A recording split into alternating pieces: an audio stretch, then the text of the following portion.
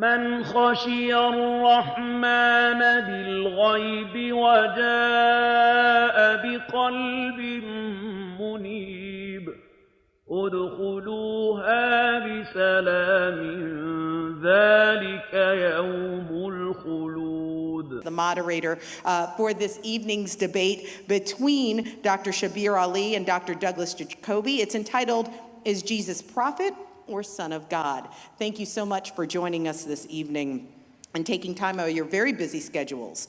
Dr. Ali, thank you for coming to Georgia and joining us here all the way down from Toronto. It's great to have you here. This, in fact, is the third debate between these two men, and it's designed to be a very respectful debate, which is great. Their first debate was 10 years ago, back in 2008, and that was on the topic, the true legacy of Abraham. Their second debate was just last year in Toronto, and they debated on violence, the Bible, and the Quran.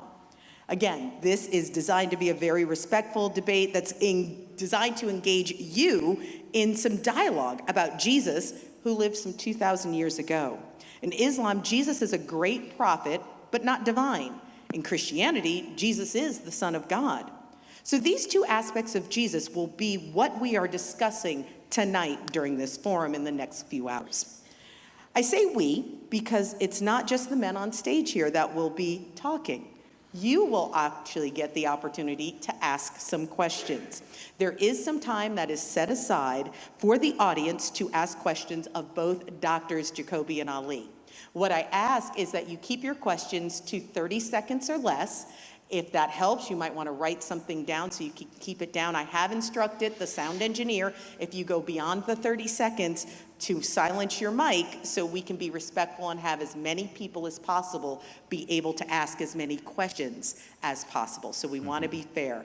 I will signal the time during that Q&A. You'll come up here. You'll be able to ask your question to whichever of the debaters you would like, or you can ask both of them.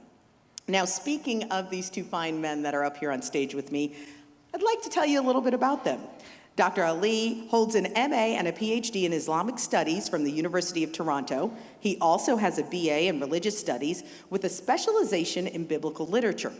Dr. Ali lives in Toronto, where for the last 30 years he's been actively involved in the Muslim community, and he's also quite involved with several interfaith dialogues and initiatives around the world. In fact, he's known as one of the top, if not the top, debaters in the Muslim world, so it's really an honor to have him here today. Dr. Ali serves as the president of the Islamic Information and Dawah Centers International in Toronto, where he also functions as imam. He's also got a weekly TV program called Let the Quran Speak. You can feel free to check out any past episodes. It's at QuranSpeaks.com. Follow him on Twitter at Dr. Shabir Ali, on Facebook, or at his website, shabirali.com. Dr. Jacoby holds a BA in history from Duke, an MTS from Harvard, and a D.Min from Drew University. He's served as a minister and pastor of several churches, both domestically here in the U.S. and internationally in countries like Britain, Sweden, and Australia. He's currently a freelance Bible teacher and consultant based here in the metro Atlanta area and an adjunct professor of Bible and theology from Lincoln University. He's spoken in more than 20 majority Muslim nations and lectured at several Muslim universities. He's the author of over 24 books, hundreds of podcasts, which can also be found on his website, douglasjacoby.com. You can also follow him on Twitter at Douglas Jacoby and on Facebook.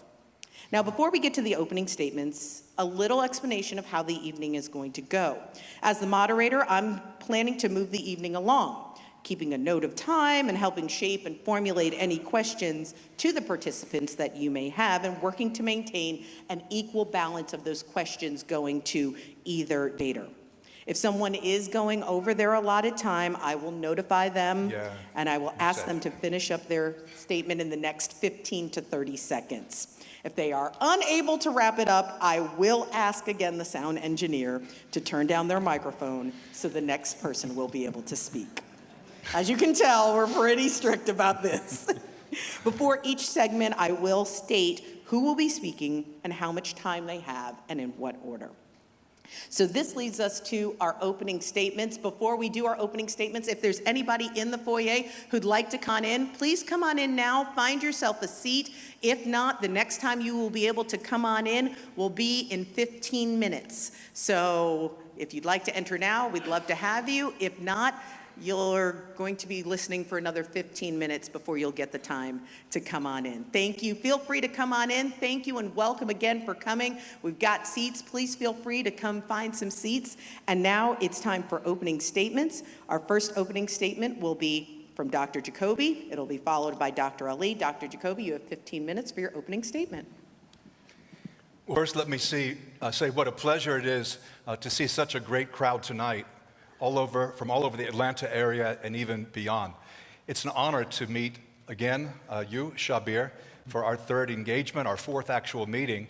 And he's not just noted as one of the top debaters in the world. It's fairly unanimous. He's too modest to admit it. The top debater in the Muslim world. I better be careful what I say. And Michelle, putting the fear of God into us with discipline. We promise not to go over, okay? Because we don't want to be taken to the punishment room or wherever it is. All right. You know, Christians and Muslims have an awful lot in common, far more in common than they do that separates them, particularly when you look at the globe as a whole. If you're looking at Eastern religions, Hinduism, Buddhism, and then you look at the great monotheistic faiths, Judaism, Islam, and Christianity, we agree on a lot more than we disagree on. However, there is a fairly major difference that is under discussion tonight, and that is the identity of Jesus Christ.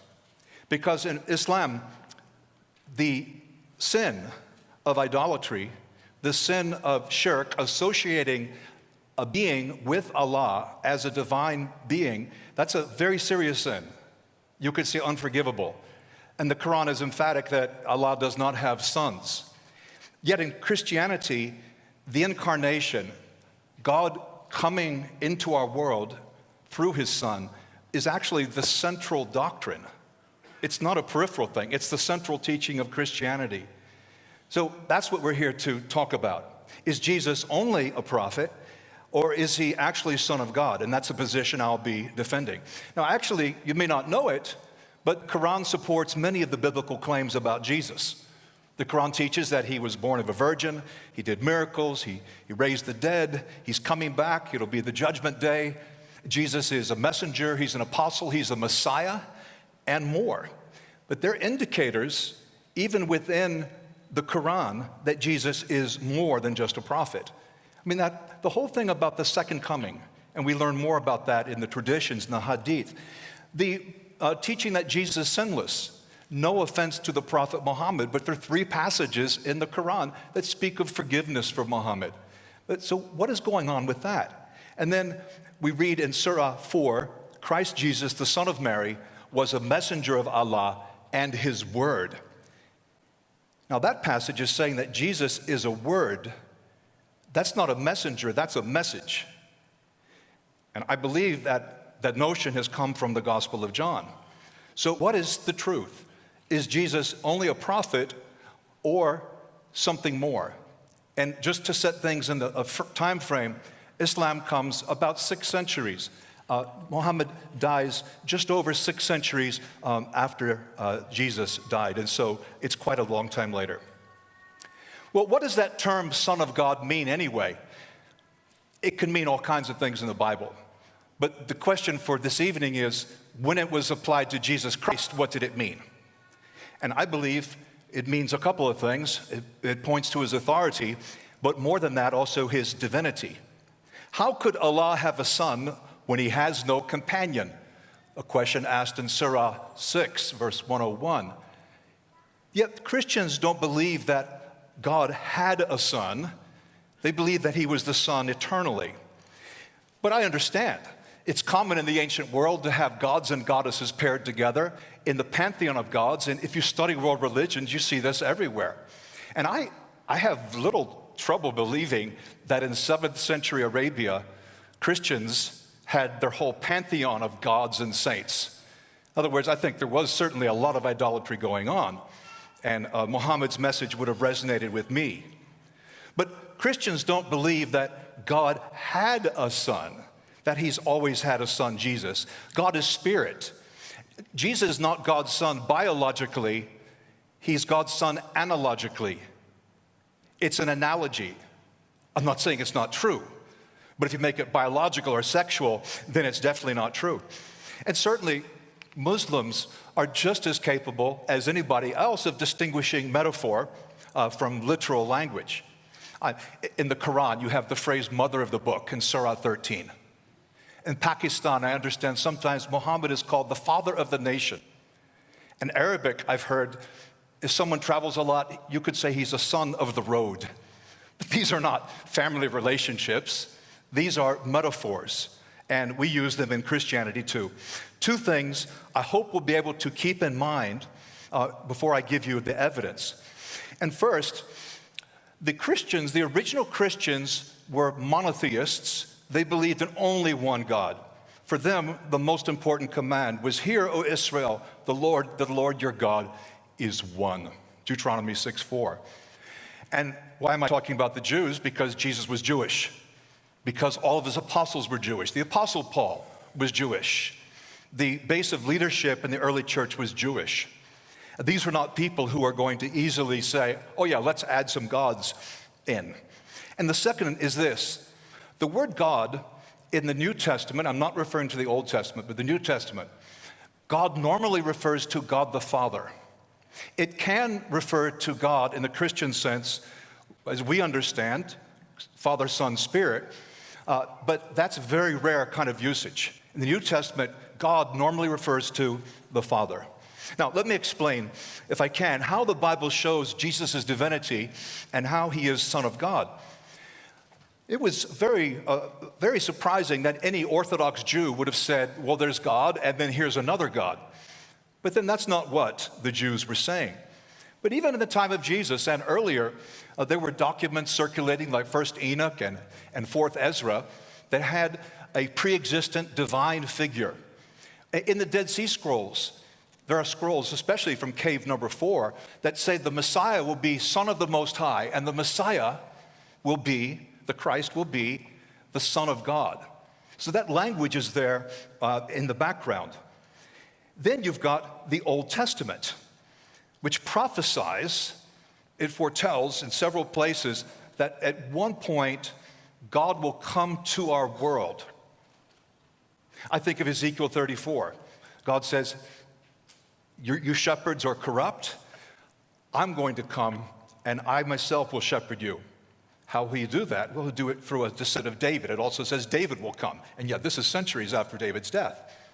We have it in Malachi 3, one of the most striking passages. Behold, I am going to send my messenger, and he will clear the way before me, and the Lord whom you seek will suddenly come to his temple. So there would be a forerunner, and then God himself would come. There are other hints and indications. But the Old Testament itself looks forward to a day where God will break into history and appear and teach and lead. Now, sometimes Muslims will use the Quran, particularly Surahs 2, 3, and 7, to say that the Torah may have been changed, it may have been corrupted. When I look at it, for example, in Surah 3, I see the charge that some Jews had corrupted the Torah, the law, with their tongues. More what they said than what they did. And I think that's an important point. At any rate, we can hardly accuse the Jews of rewriting or changing their scripture to support the Christian claims of the incarnation. That's something that we ought to think about. We have John the Baptist, who views himself as the herald preceding the coming of the Lord. And you notice this in Mark 1, the way Isaiah 40 and Malachi 1 are tied together. That's quite amazing. And he realizes he's completely unworthy of this one who is greater than him. In the letters of the New Testament, which are earlier than the Gospels for the most part, Jesus is routinely called Lord. And because it's in Greek, the New Testament, and because the Old Testament that most of the Jews used was in Greek, Hebrew, yes, but in the Holy Land, but outside, Greek was the language. Because of that, when the Jews were being told that Jesus is Kyrios, he is Lord, and that's the same word for God in the Old Testament, one of the names of God, that is quite significant. We have Jesus' own brother, James, calling his brother the Lord of glory. And he is the Lord of glory, reflecting the love and mercy and holiness of the Father. Paul speaks of our great God and Savior, Jesus Christ, in Titus 2:13. There are multiple passages. When you look them up, you look up the reference in the Old Testament, you say that's talking about God. But it's been applied in the New Testament to Jesus. Then we have Jesus' teaching. Jesus accepts worship. For example, in Mark 5, in John 20, with Thomas, he accepts worship, my Lord and my God. He claimed a unique relationship with the Father. That is, he prayed, my Father. We are supposed to pray, our Father. All four Gospels have Jesus as Son of God. The earliest Gospel is, most scholars would agree, is Mark, written in 65 or so. Matthew, a few years later.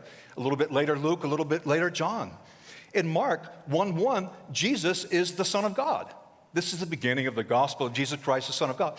But that's a Roman term. That's applying to the emperor. The emperor is called Lord and God, Savior. The emperor is called Son of God. He's acknowledged again as Son of God by an unclean spirit in chapter 3, by Legion in chapter 5, and by the Roman centurion at his death in chapter 15. Moreover, Jesus acts like God. Third-party forgiveness. If Michelle sins against me, I forgive Michelle. Okay, but if Michelle sins against Shabir, I don't forgive Michelle. That's something only God would do. Read Mark 2. Jesus is David's Lord. Jesus says he'll be coming in the clouds in Mark 14, and coming in the clouds is something attributed to the Lord in the Old Testament, to God Almighty, his cloud chariot. Then we have the ancient creedal statement, Jesus is Lord. Well, since Jesus said you can only have one master, you can only follow one Lord, he's Lord. Either he's a second God, or by making him Lord, we're following the true God. And all this means that the divinity of Christ is not some kind of development. It's there at the very beginning. An interesting fellow, an atheist New Testament scholar named Gert Ludemann, says that the Christian message was fixed, certainly in the first 3 years after Jesus died. That is, somewhere between the years 30 and 33. And yet these scriptures unanimously portray Jesus as the Son of God. And I am unaware of any ancient manuscript of the New Testament or any manuscript fragment. I'm unaware of any manuscript that takes a different view, that says Jesus is just like us in every way, because he is the Son of God, and there's no evidence to show that teaching has changed. So why don't Muslims believe? Do not they blaspheme who say Allah is one of three? But in the time of Muhammad, and if you read the Quran carefully, the Trinity is God, Jesus, and Mary. It's Allah, Isa, and Maryam, because Christians are praying to a pantheon of saints and gods. And I understand that they've been doing that actually for several centuries. But Christians don't believe that Jesus is, let me clarify this thing about the Trinity. We don't think Jesus is his own father. It's not like, well, Jesus is God and God's the Father, so Jesus had himself, and how could he do that? Well, he's God, he could do anything. Away with such silliness. What we believe is that Father, Son, and Spirit are equal in nature, but not equal in attributes and not equal in order. The Son was subordinate to the Father. He was the one sent to the earth. He is the one who obeyed his Father. And even at the end of time, when he gives the kingdom back to the Father, 1 Corinthians 15, he is still subordinate. So there's a difference in rank and attributes, but they're equal in nature. And that means that Jesus and God are not identical. Unless you mean to say, is Jesus God in nature? Okay, yes. But is Jesus God? Well, no, because it's much more than just the Son of God. It's not a question of 1 + 1 + 1 = 3. It's more like 1 times 1 times 1 = 3. Not arithmetic, but more exponential. And that explains why Jesus told us to pray to the Father through him by the Spirit, John 16:26. The Quran itself tells us, Christians, to follow the Injil, to obey what was taught there, and that's in the Quran, chapter 3, verse 3. And yet Muslims hold that the core gospel message, something's been corrupted, but I would like to know what is the evidence. In summary, The Quran supports many of the Bible's teachings about Jesus Christ, but stops short, does not go all the way to say he's the Son of God, even though there are hints. As Son of God, Jesus has authority, divinity, and this claim is not late. It's at the very foundation of Christianity. In all the letters in the gospel, from John the Baptist to Martha to the Apocalypse, where Jesus is the Alpha and the Omega, that is the first and the last, identifying himself with God. In the presence of strong evidence for Jesus' identity, one should no more accept the verdict that he was only a prophet than one would say that Einstein was only a mathematician. One who says that shows he doesn't understand what he did. Oh, he's just a patent clerk. But in the same way, anyone who claims Jesus is only a prophet does not truly know who he is. As I'm reasoning, he is the Son of God and he is Lord. Thank you very much.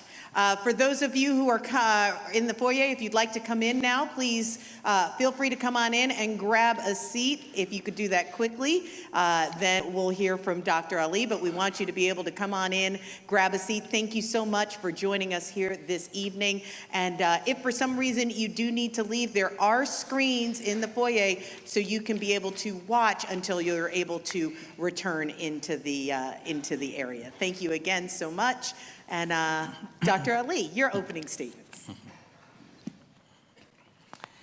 Thank you, Michelle. I begin by praising our Creator and Fashioner, the Creator of the heavens and the earth, asking to send peace and blessings upon all of his prophets, his messengers, all of the righteous people of all time. I ask him to repair the damage that was done in the Florida Panhandle and elsewhere with the recent Hurricane Michael. And I encourage all of you here to do what you can to give charity and to help in the relief and cleanup efforts after that great disaster.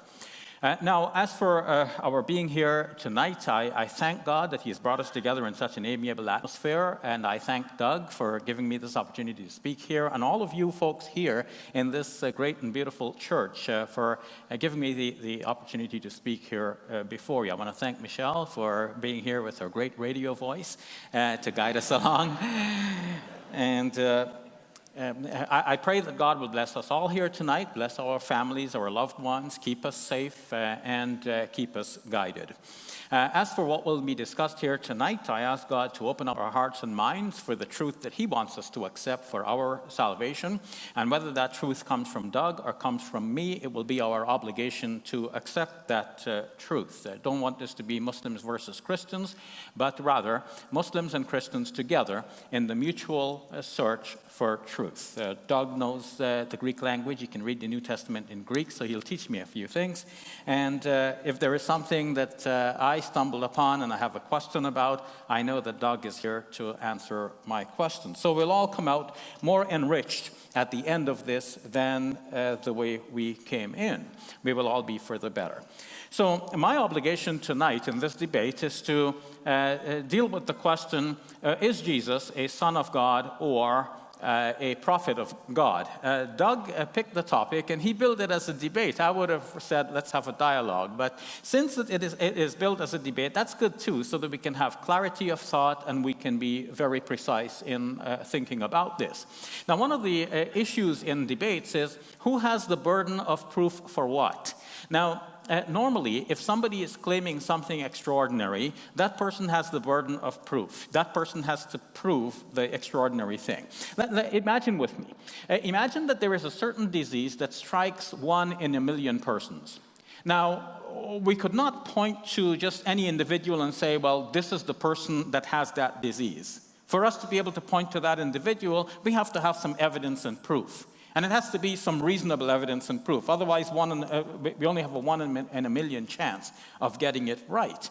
Now, our Christian friends tell us that there's only one person in all of history, one human being, who was the Son of God in the Christian sense of asserting this. So that's 1 out of more than 100 billion people. I don't know the actual number of people who have existed since Adam, but you can well imagine the number. So if we're saying this 1 in 100 billion persons was the Son of God, he has this unique quality and characteristic about him, well then we need to know what is the evidence, what is the proof, and it has to be a reasonable proof that this person is to be called in this way, the Son of God. Now, what we're not discussing here tonight, so that we be clear, we're not discussing whether Jesus was the Son of God in a metaphorical sense. Because Muslims will point out that there are many persons who are called sons of God in the Bible, of course, in a metaphorical sense, meaning the way in which one might say, to a child on the street, "You are my son." Or Peter says, "Mark, my son." But we all know that Mark was not his son. Or Jesus speaks to the Pharisees, and he says in John's Gospel, "Your father is the devil." And in contrast, Jesus' father is God. Well, here we have a contrast. Their father is the devil, Jesus' father is God. So if one is metaphorical, in the case of the Pharisees, naturally, the devil did not give birth to them, then it's also metaphorical in the case of Jesus in this particular place. So we're not talking about that. Now, we could have spoken about Jesus being Son of God by adoption. So that's where somebody declares formally that I'm adopting this child as my child. Now, of course, that would set Muslims and Christians at a difference, but it wouldn't be such a major difference as what we're discussing here tonight. I believe that what Doug has put before us is that Jesus was eternally the Son of God. So he didn't become Son of God at a particular moment in time, in which case it's not the case that God just simply adopted him. So he was always the Son of God. So we're speaking about an ontological reality here, and that requires some proof. So how would we know that somebody is the Son of God? Out of the 100 billion persons that have walked the earth, how would we know that this particular one is to be given this particular designation, the Son of God? Now, we might see that somebody is a great man, and Doug pointed out that the Quran actually shows that Jesus was a great man. In fact, Doug is right. It seems that in the Quran, Jesus is even more than a prophet. But a great man and more than a prophet does not make him automatically Son of God.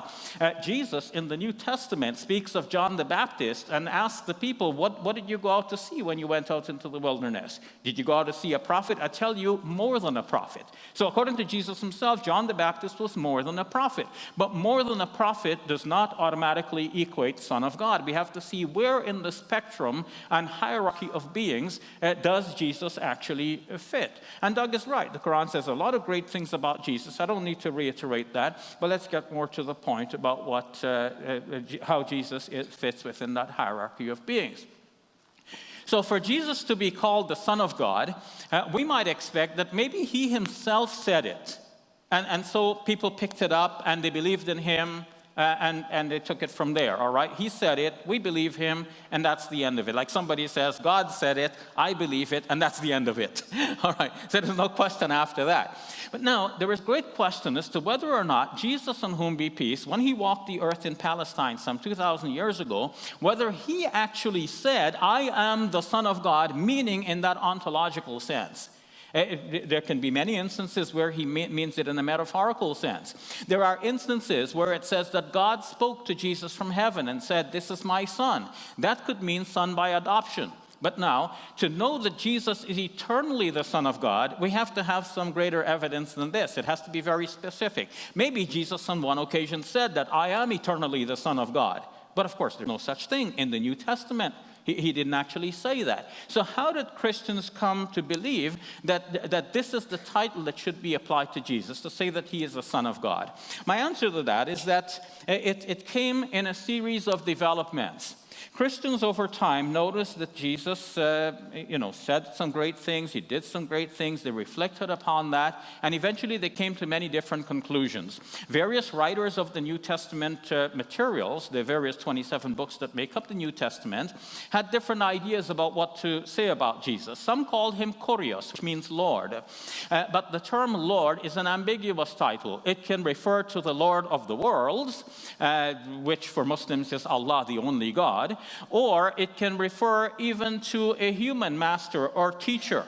And in fact, to this day, I met a gentleman outside who said that he is Greek. And we can check with him later on. But from my humble knowledge of the Greek language, and I'm still only a beginner, the term Kyrie is an address to of respect to another person. So if you go to Greece and somebody addresses you as Kyrie, they only mean sir. They don't mean Lord. So that same term, Lord, is translated in the Bible as Lord for the Lord God. And it is also used many times in reference to Jesus. So some people, by using this term Lord for Jesus, have allowed a certain bit of ambiguity. So that sometimes in the New Testament we cannot be sure whether the writers are talking about Yahweh, the only true God and the Lord of Lords, or they're talking about Jesus, the Lord Jesus. Sometimes they specify the Lord Jesus, but sometimes they're not so very specific. Now, Christians later on looking at this can say, well, yeah, it looks like Jesus is the Lord God. But against this, we can see that there are many instances where Jesus, in whom be peace, makes it crystal clear that he is not the Lord God. So what is he then? He can be addressed as Lord in the sense of master and teacher, but not as the Lord God. Now, I said a series of developments. We can trace some of this development. I hope if I walk around, the camera folks won't get mad with me. If they have to make some adjustments, I hope they will be alert to that. So we can see that there are 4 Gospels in the Bible, and Doug has rightly named them as Matthew, Mark, Luke, and John. And he's actually given the sequence in which these Gospels were written. You remember the sequence that he said. Mark around the year 65 AD, and followed by Matthew and Luke, and then followed finally by John. Now, we can look at these 4 Gospels in their historical context, and we can see that the stories about Jesus were being transformed from one Gospel to another. That means Mark writes about 3 decades after Jesus. Matthew and Luke are writing a decade later, and John is writing a decade later still. And we can see that as we go from Mark to John, the stories have been transformed. Now, suddenly Jesus is being called a son of God more and more. Something like once in Mark, and then like or maybe 3-4 times in Mark, but then like 100 times in the Gospel according to John. Now, if John was like 25 times larger than Mark, we would say that this is just a product of size.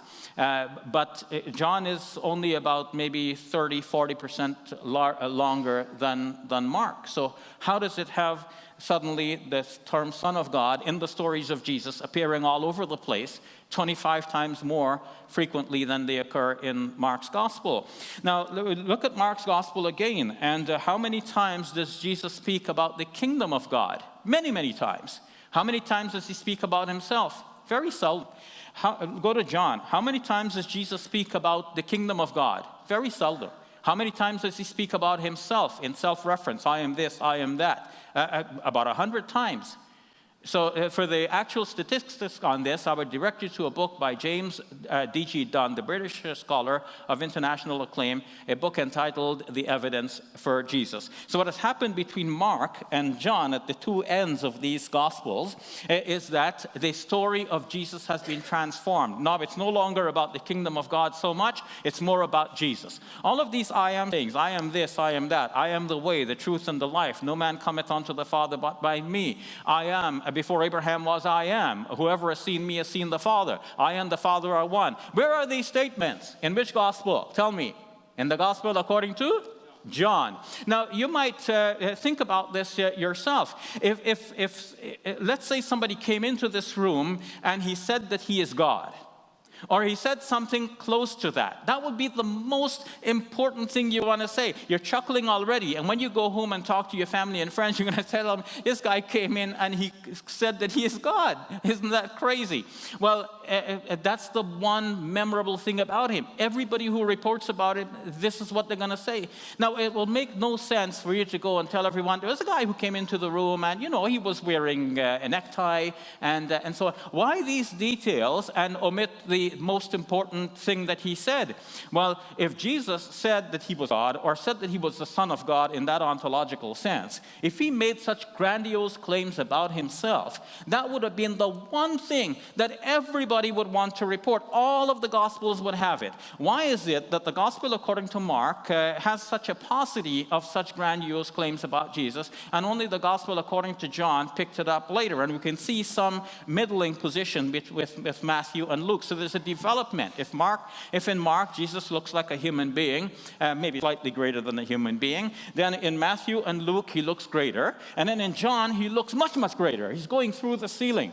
In John's gospel, Jesus is like the creator of the world. He is the agent through which God made everything else. He's not the Almighty God, but he is close to that. He is the first agent through which God created everything else. God created him, and then he created everything else. That's John's gospel's presentation of Jesus. There's only one true God, the one whom Jesus prayed to, according to John chapter 17, verse 3. But nevertheless, John speaks about Jesus in such a way that Christians can come away thinking, well, this guy is the creator of the world. So when we look up, we don't see the actual God. We see Jesus. He is our creator, so he is God to us. And this is how the confusion has actually proliferated over time. I only have a minute left, so let me very quickly sum this up by saying that Muslims and Christians have, as Doug said, a lot of things in common.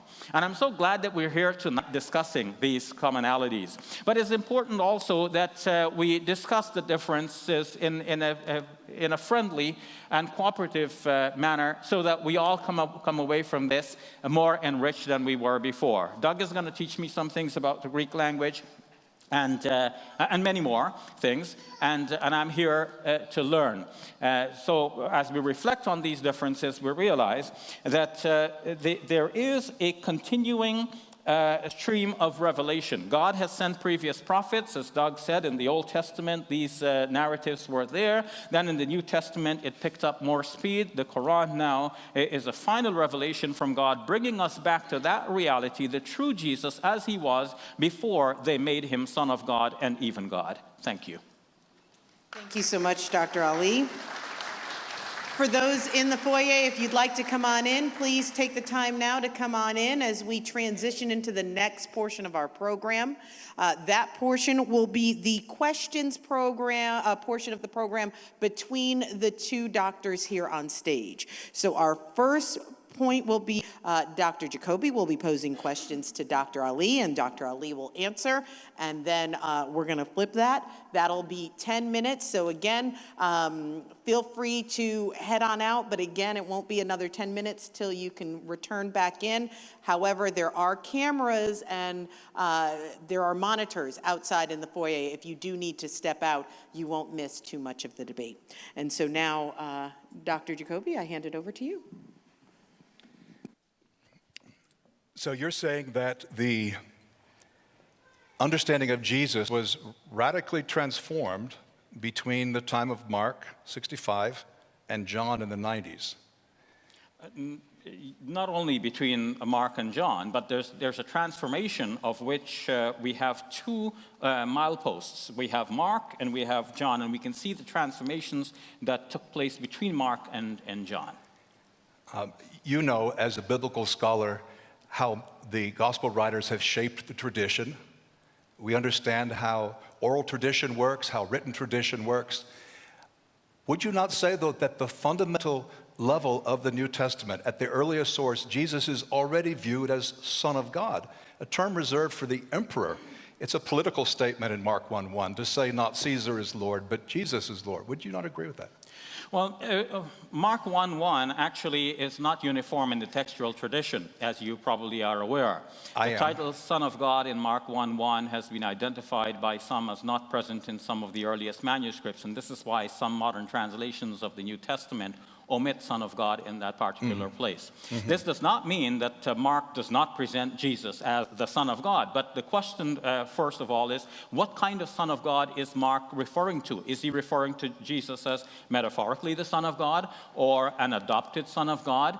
And when he quotes the centurion as saying this man is the Son of God, according to some Bible translations, that should probably be translated this man is a Son of God, because for the Roman centurion, there were many sons of God. So the Roman centurion conceivably would not have, at this stage, thought that God has only one son and this is the son.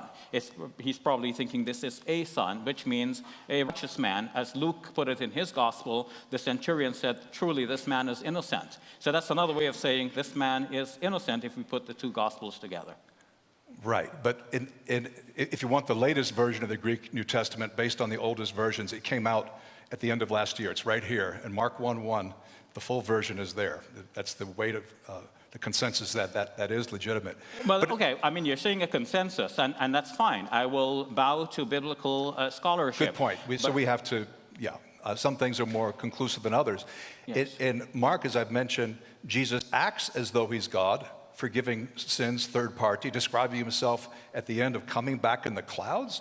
In Isaiah, in Psalms, in the prophets, that's what God does. He does a lot of things that God walks on the sea in Job. In Mark, Jesus walks on the sea. There's so many things. And we don't just have to talk about Mark, but Philip says, show us the Father, that will be enough. Well, Jesus isn't the Father, he's the Son. But he says, don't you know me, Philip? Anyone who sees me sees the Father. Because in nature, they're not equal in rank or attribute, but they're equal in nature. Okay, so let me respond. First of all, with Mark 1:1, while I would like to bow to scholarship, I'd like it to be known that the scholarship is not uniform. For example, Adela Yarbo Collins, in her Hermeneia commentary on Mark 1:1, just translates it, this is the beginning of the gospel of Jesus Christ, full stop. No Son of God at that point, and she explains the reason, because this is not present in some of the most reliable early manuscripts. As for the Gospel of Mark and others presenting Jesus as being more than a human being, more than a prophet, or that he does things which we know that God in the Old Testament did, that is not by definition what is meant by Son of God. Like, we have to have a definition. What is meant by Son of God? Son of God, as you defined it, is that one who was eternally begotten of God. I don't know if you use the term begotten in your presentation. No, but I could have, yeah. But you would agree to that. He's eternally begotten of God. All right. So then Jesus walks on water. How do you know that he was eternally begotten of God? All you know that he has is that he has a lot of great power allowing him to walk on water. So he could have been a prophet whom God allowed to have this power to walk on water. Satan has a lot of great power, but Satan is not considered by Christians or anyone else to be the Son of God, eternally begotten of God. So you have to have something that clinches it to say, well, this is what we're going to call Jesus because that's what Son of God means. Well, and as a term that term was already in circulation as a term for the Messiah, as we know from the Dead Sea Scrolls and intertestamental literature.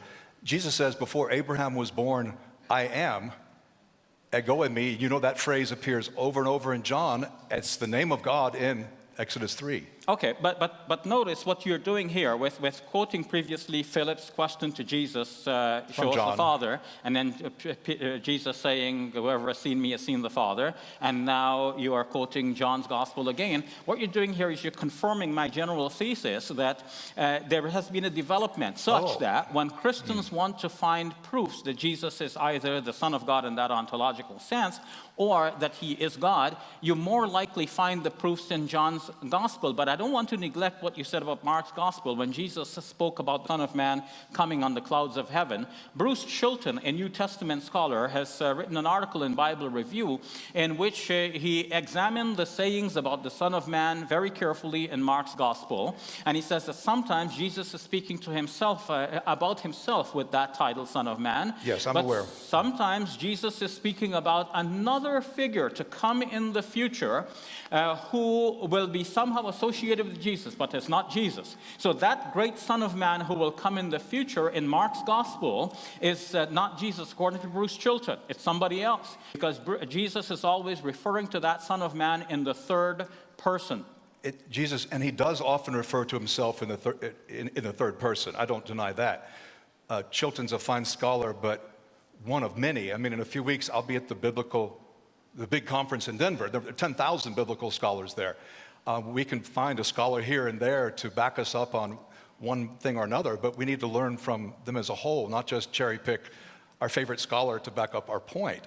Jesus is presented as divine more in John than in Mark. I'll agree with that. I'm just saying he's presented as divine. It's not Caesar who is God and Savior, it's Jesus. And that's the way he's portrayed. And I would challenge anyone in the audience to read Mark's Gospel and say, he's a prophet and he's not God's son. Yeah, but I take it you're asking me questions here, right? These are questions for me to respond to. Let me respond to that very quickly. Can I just interrupt and say... You can do anything. Are there questions? Because again, you will have the ability to ask Doug, and there will be some rebuttals. Yeah. So we do have just under 3 minutes All left, right. so Let me, I want to make sure that all the questions are asked, and then you'll be able to ask these questions. Well, Sure, Michelle, sure. that won't happen because I But here, have four Doc, more let here. me respond to what you just said. So you're asking about Mark's presentation of Jesus, and you're saying, okay, in John, Jesus appears more divine than he was in Mark's gospel. No, he's portrayed as divine more often. More often, more Not- often. not a Okay, degree let me difference. not put words in your mouth, but let me get to the answer to that. In Mark's gospel, taken as a whole, it is very clear that Jesus is a great prophet. He's God's Messiah.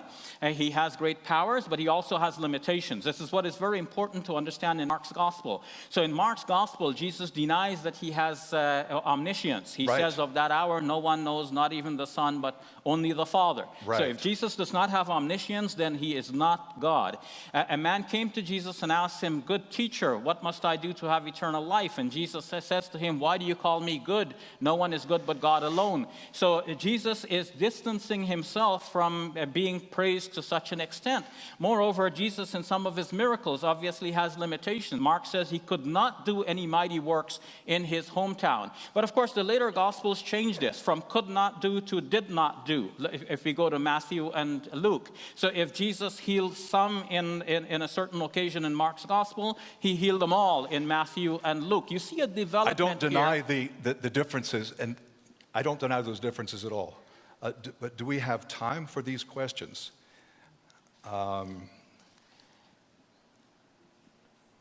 Let me give you one, because maybe we'll circle back with some of this material when we trade roles in a second. You have a minute and a half.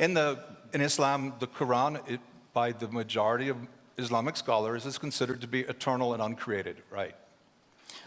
These are terms that came up in Muslim discussions Right. in the medieval times. Yes. I don't want to revive those discussions now because Well, I a can't lot of revive. this. I can't revive the discussion. I thought Miroslav Volf did a great job in his book Allah, explaining where that came from. But unless I'm misrepresenting Muslims, the Quran is eternal and uncreated. So is Allah. I'm In Christianity, sorry. Which we book have. did you refer to?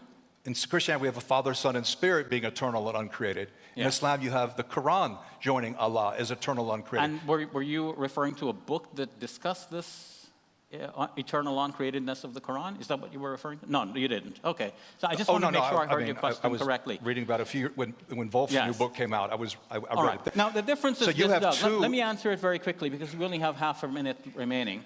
The reason I don't want to get into this is that a lot of it is semantics. Like, what do you mean when you refer to the book of God? So some Muslims said it is eternal and uncreated because by the Quran, they meant the knowledge of God. And of course, God's knowledge is eternal and uncreated.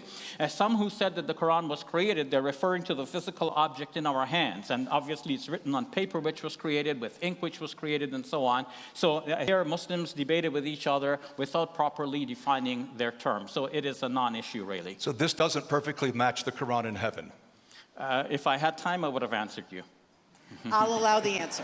Okay, so what we would say is that the Quran we have in our hands now is a representation of that message which God wants us to have for our salvation, and that message is already in the mind of God. And the mind of God is reflected in what is called the Lawh al-Mahfuz, because it is related in a tradition. He said to the pen, write, and the pen asked, what should I write? And he said, my knowledge of all things that will happen up until the last day. You're talking about Surah 25?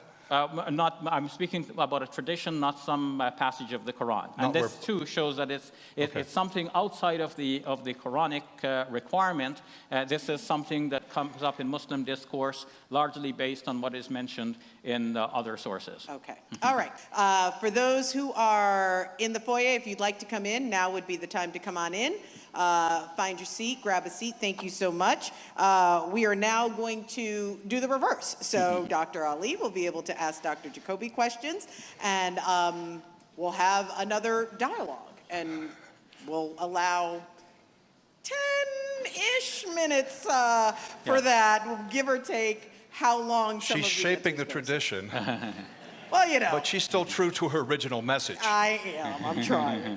Shabir, yeah. Yes. So to begin with, Doug, you mentioned that the Dead Sea Scrolls refer to the Messiah as Son of the Most High. But here my challenge to you still is to explain how you know that that Son of the Most High would be the eternal Son of God as opposed to, let's say, adopted son or metaphorical son, such as, for example, you use the term Ibn Sabil in Arabic, which means son of the road. So, I was just saying that phrase has been used before the time of Jesus, as I also referred to the phrases in 1st Enoch and 4th Ezra. I'm just saying the Jews were already thinking very much outside the box. So if you're looking for precedents to this notion that the divine could become human, you have it not only in the Old Testament, but you have it in some of those intertestamental places, even in the Dead Sea Scrolls. Okay, still with the Dead Sea Scrolls, since you've read the scrolls, you know that the scrolls speak about three messiahs to become in the future: a priest, a prophet, and a king. One, two, or three, depending on which scroll. Yes, I'm aware of that. Okay, so if you say that the Messiah is going to be Son of the Most High, then are these three messiahs going to be each Son of the Most High? I'm not trying to stake the whole case on Q4 246 or whatever the number is. But the way burden of proof works, it's not that way. Am I allowed to give a quotation, to offer a quotation? Sure. Annette Gordon Reed, New York Law School. Demanding that individual terms of evidence amount to proof sets a standard that can only be met in the rarest of circumstances, either in history or in the law. The evidence must be considered as a whole before realistic and fair assessment can be made. We'll understand Mark's gospel as we understand Jesus experientially, as we look at the other gospels, as we look at the Christian tradition. But my case doesn't come down to a single line in a Dead Sea Scroll or a verse in one of the gospels. I'm talking about the original, the ancient Christian position that Jesus is Lord. He is God in nature. He is Son of God. Okay.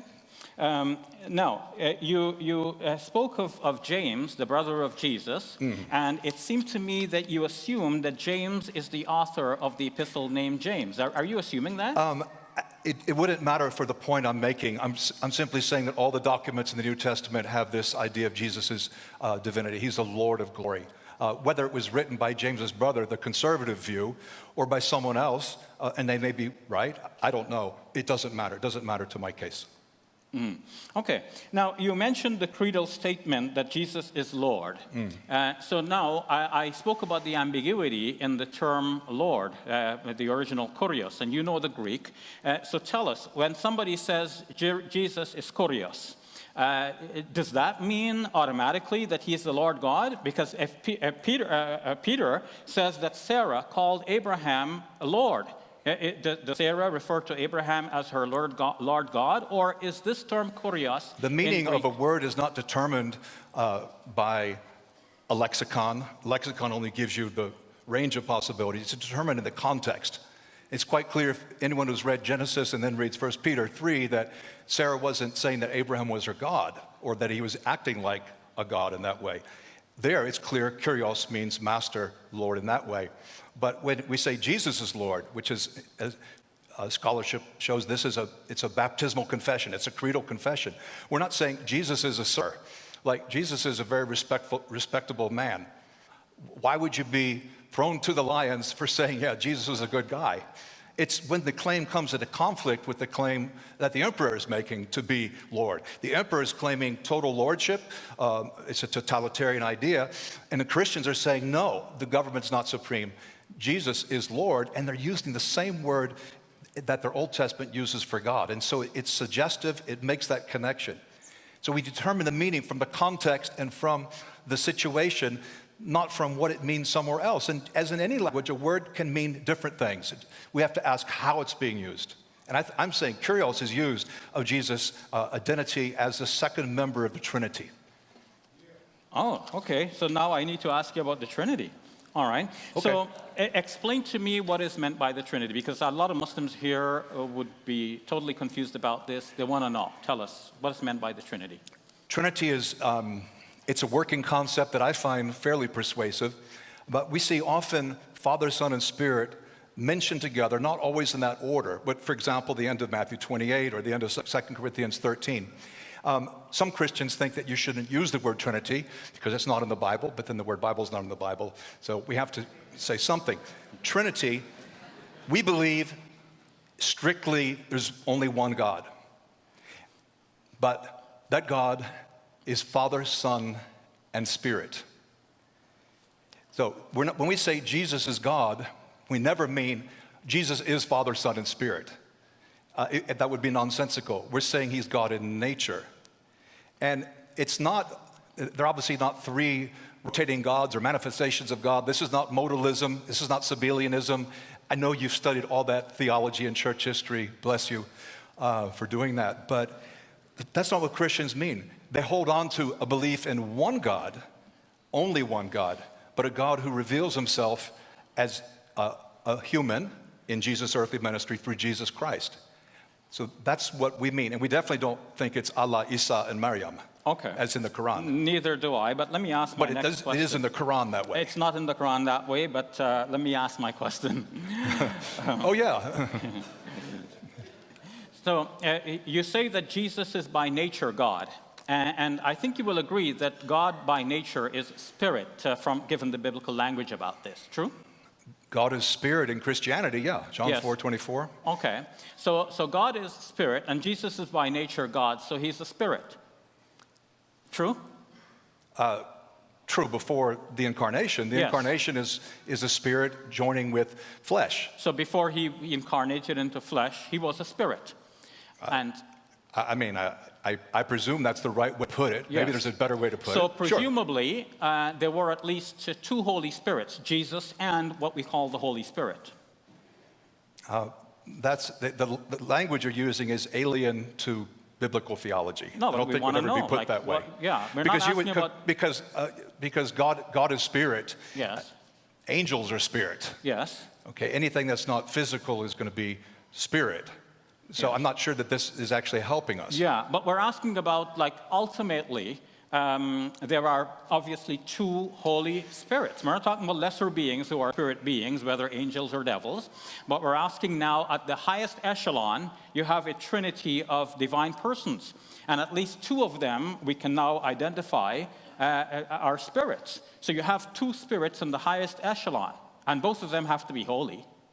So you have two Holy Spirits. Well, the Father is holy too, so if you want to make it three or more, you can go right ahead. So you have three Holy But you're Spirits. moving, the Trinity is an analogy, and when you press an analogy at some point, it's going to break down. Yes, but then the question is, how did Christians come up with this analogy? Because you said that Jesus is the Son of God, not biologically, but analogically. So how did Christians come up with this way of saying it, such that it is so flaky that you press it a little bit, it breaks down? And not only at this one point, but if we keep going at this for hours, we will see that this is how it's going to go again and again. Like, no matter how you press it, it's going to break. So how do you know that this is the correct way of speaking about God as a Trinity, as opposed to, for example, the simple way of saying there is only one God, he sent his Messiah, Jesus, he was a human being, a great one, a great messenger, a prophet of God, but still a servant and messenger of God.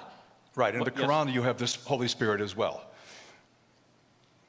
You're asking me now. Okay. I'm just saying. Yes, the Quran speaks about the Spirit of holiness, Ruh al-Qudus. Right, but I don't say, and so you've got two spirits, Allah, or is the Quran the spirit, or is it a analog Quran? But you see, we don't have a problem with the Spirit of holiness. There is some ambiguity in the Quran. We're playing with words here. God reveals himself through Jesus. Christians, monotheists, are trying to make sense of who Jesus is and what he's saying about his Father. And that's where Trinity comes, from an effort to understand Jesus' teaching and from our experience of the Trinity in our lives. Doug, the difference is that when we speak about there being only one God, and we say the Quran is his book, this is a revealed message for us, there's no confusion in our minds as to who is God and who is not. Whom do we pray to and whom do we not pray to? So when we say there is one God, that's never compromised by our ever uttering three. I was only saying that there's a precedent for having more than one eternal, uncreated entity in Islam itself. But I'm not asking about an eternal and uncreated entity. I'm asking about the highest echelon, which only belongs to God. Do you have three persons, and are the three each a spirit, each a Holy Spirit? And in that case, how does the Bible say there is only one Spirit? 1 times 1 times 1. Not Okay. 1 plus 1 plus 1. What about 1 times 1 times 1 times 1 times 1 times 1 ad infinitum? That would also be 1, true? So you can have many Holy Spirits and still have one God. I don't know any Muslims, Jews, or Christians who think that there's more than one Holy Spirit. So I don't think it's so confusing. And that ends the question point of portion of this. And now we will move on. Yes, thank you. For those out in the foyer, if you'd like to come on in, now is your chance to come on in, grab yourself a seat. We're going to move on to our rebuttal portion of the evening. And this we'll again have some rebuttals from the questions that we've heard and what you've brought up. Again, a little bit later on, you'll get a chance to ask some questions. So I'll be explaining that in just a little bit. But again, now is the time for rebuttals. And Dr. Ali, you have the first rebuttal. I'm going to try to reset my stopwatch here. Oops, I'm not doing it the right way, so I'm going to have to look up there.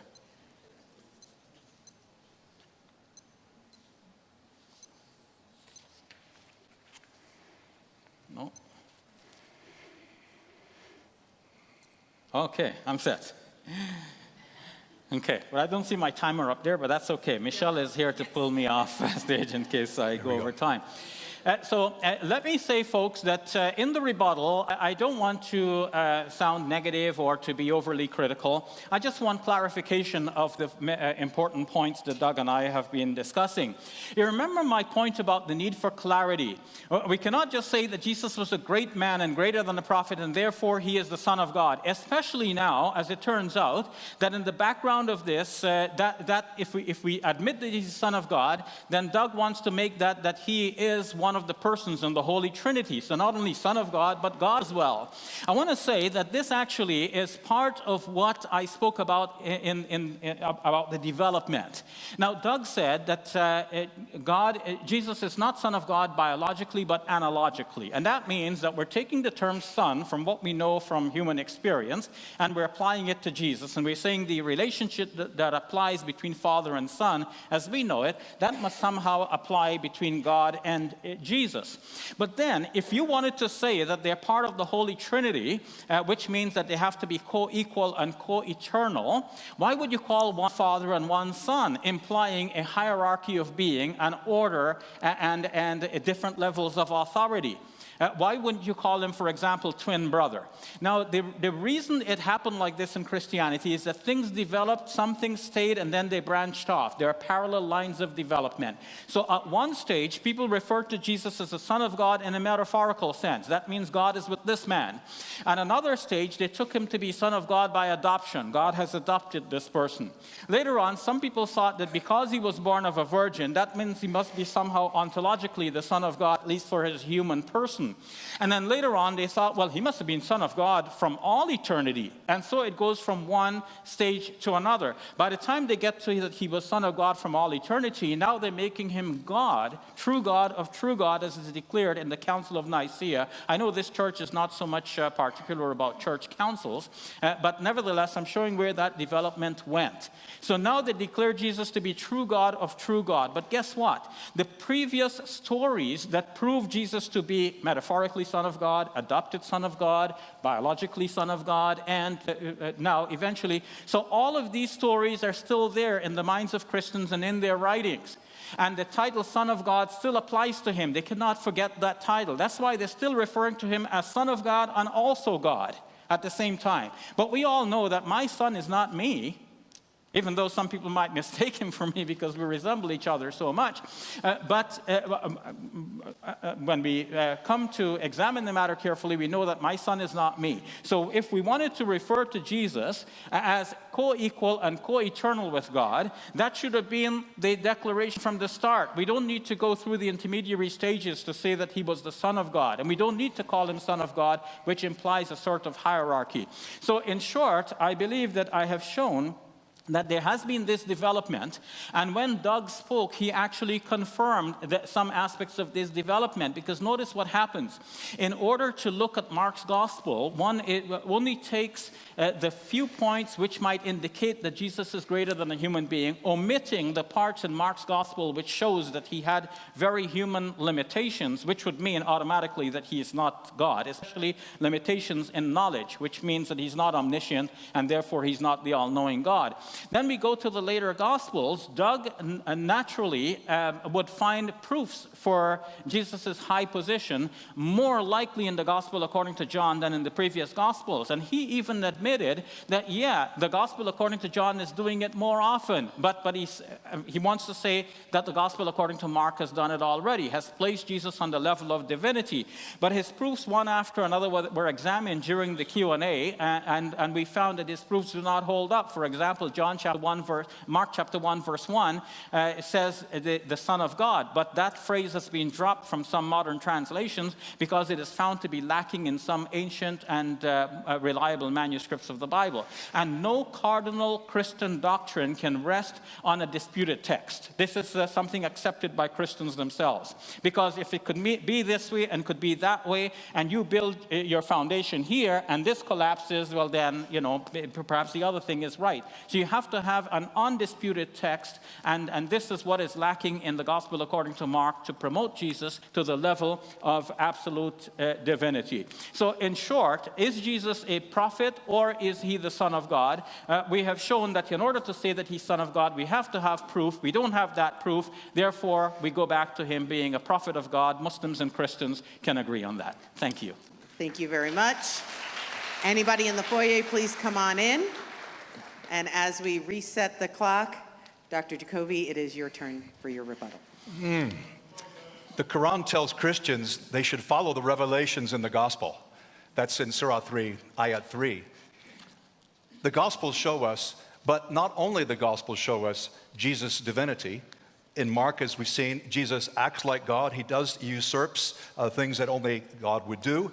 And he's described as, with that divine term, Son of God. But we see the same thing happening in Matthew, in Luke, and in John. Now, limitations. You might say he's not God because he's limited, because he doesn't have all knowledge. You referred to, I think it was Mark 13:32. Someone asked him about the time of his coming. I don't know, only the Father. Not even the angels know. But what the Christians don't believe that Jesus was Father, Son, and Spirit, or that he was the Father on the earth. They think he became human. And the incarnation means limitation. No longer was he omnipresent. He was not in all places at one time. He was geographically confined to one single place. He didn't have all knowledge. But that's not surprising to me because he becomes flesh. He got tired. Even John presents him that way. John 4, Jesus gets tired. He sweats.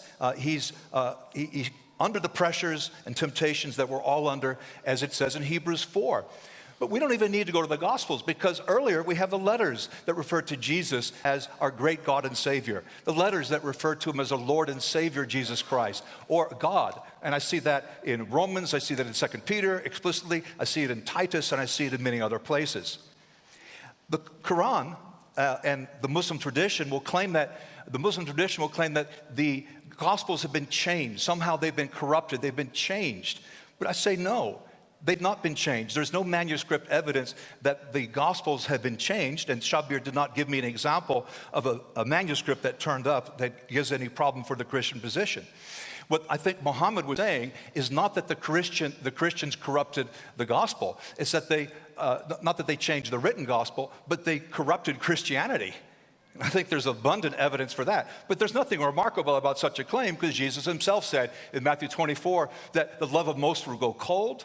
John said there are many false prophets in the world, 1 John 4:1, and 2 Peter 3:1-2.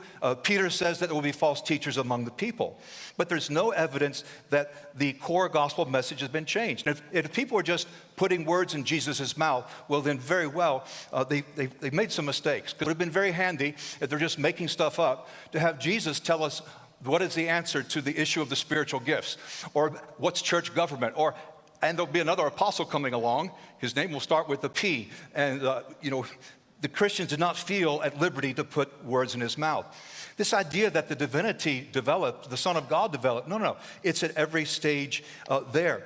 Now, it's a common misconception in our day, and I think it's spread especially by that New Testament scholar Dan Brown of the Da Vinci Code, that there's a conspiracy that the church didn't want people to find out that Jesus wasn't divine.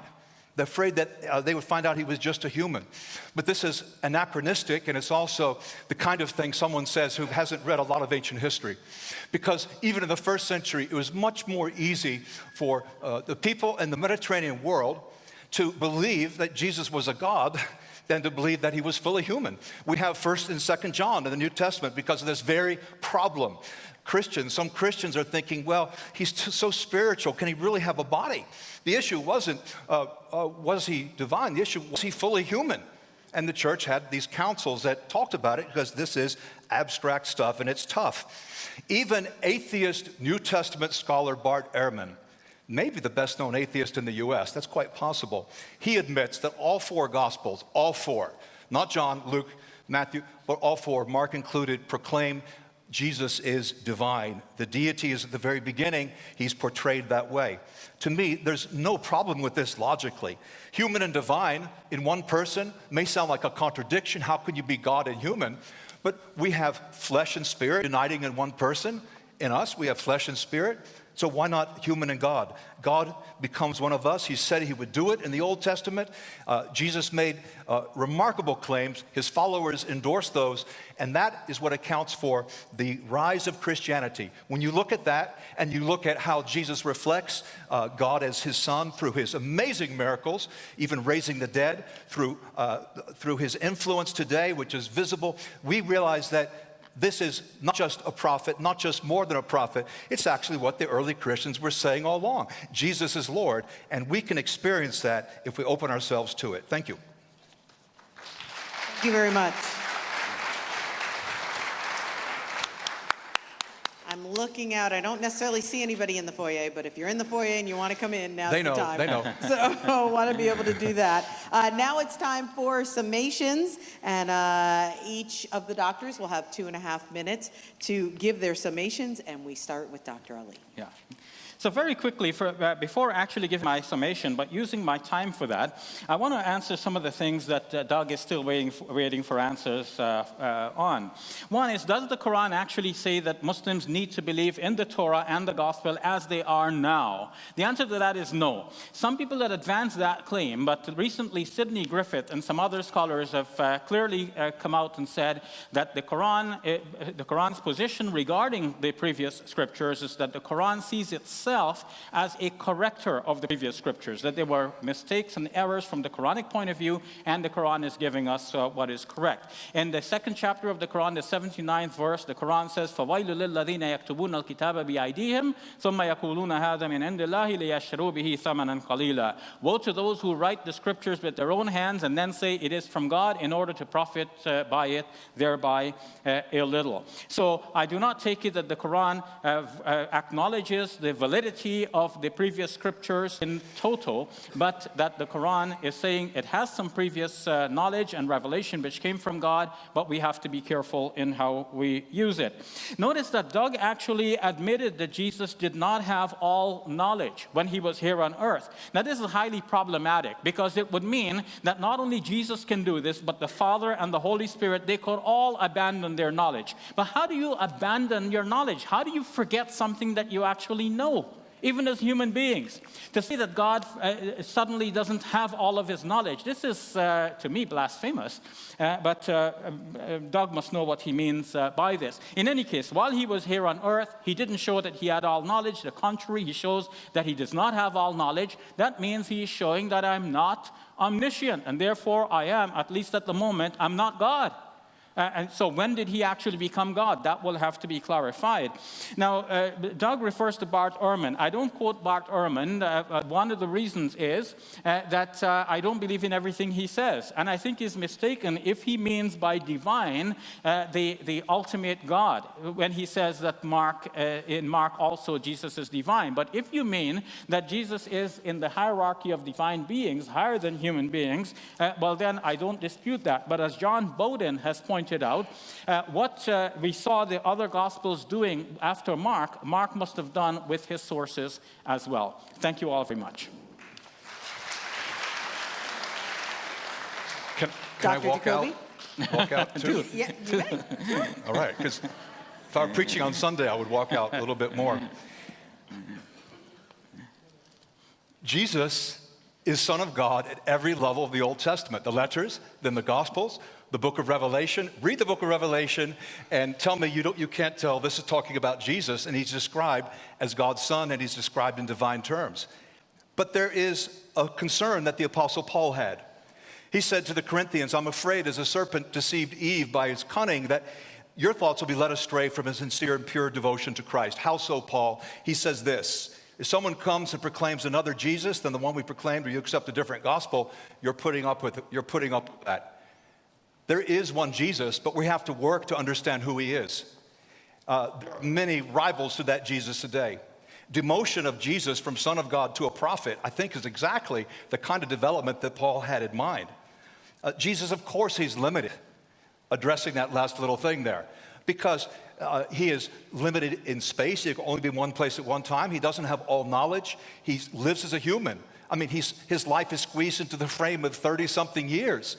He's limited, but that doesn't mean the Spirit was limited and the Father was limited. That's a category switch, an error, where we're trying to say Jesus is God means Jesus is Father, Son, and Spirit. And I'm not arguing for that. That would be nonsensical. He actually warns us, the apostle, that even if an angel from heaven should come, we should not be led astray, because the faith has been delivered once for all, Jude verse 3. So the Islamic charge of corruption really doesn't hold water. You won't find any support for that in early Christianity or in the manuscripts themselves. And Muslims should contend with the people of the book in the fairest way possible, Surah 29. I said that I accept the Trinity because I've experienced the Trinity. Trinity is not a word in the New Testament. People wrestled long and hard with who Jesus was because he was not just remarkable, but he had such a miraculous and global impact. It took time to process, to think about this. I experienced that I came to know God as my Father. I know it's not very Islamic of me, but I came to know God as Father through Jesus the Son by the power of the Spirit. Christians believe that we come to the Father through the Son by the Spirit. Christian experience is therefore intrinsically Trinitarian. Whether we can spell the word or not doesn't matter. The evidence, check out Proverbs 18:17. I don't have time to read it, but the evidence leads us to one conclusion. The ancient confession, Jesus is the Son of God, not just a prophet, and that is the evidence. Thank you. Thank you very much. Now's the time in our program where you get involved. And this is the question and answer period. And here's how this will go. We have a microphone that's right here by the side of the stage. So we ask that anybody who has a question would come on up and be able to deliver your question, ask your question, formulate a line. Troy will be over here. He will help determine the order to be in, because again, we want to keep things fair. So we want to make sure that each of the doctors gets a question posed to them. And so what we're going to try to do is alternate. Troy will ask you who you'd like that question to be posed to, and then we will then line you up with that. Again, we're going to keep you to 30 seconds or less in posing your question to ensure that as many people get a chance to ask questions as possible. Okay, Michelle. We will, if we run out of time, I apologize. We're going to do that. I will get to that as soon as we finish explaining, and we'll have the ability to do that. And again, if we could formulate a line and listen to them, that would be great. And our first questioner, if you would go ahead, step up to the mic and direct your question to who you'd like to direct it to and ask your question, that'd be great. And then we get to respond after, right? You will answer Good, the okay. question once it is asked to No, you. Yes. the other guy. If that is who the question is asked to, that's correct. Yeah, just a point of order. Point of order. So feel free to ask Okay. that question. If there is something that the other doctor would like to rebut, that's fine. Please keep those rebuttals very short, though. So as we can see, we have a lot of people who want to ask questions. Thank you. Hi, my question is for Doug. Two parts. First, when you worship Jesus, or when Christians worship Jesus, how do you make sure that you're only worshiping the 100% God in Jesus and not the 100% man?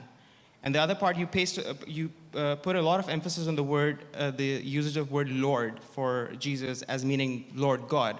But how do you justify that with John 17:3, where Jesus calls the Father as the only true God, or in Acts 2:36, where Peter says that God made Jesus both Lord and Christ. So God made Jesus both Lord and Christ. So how do you justify that? Right. Say the first question again.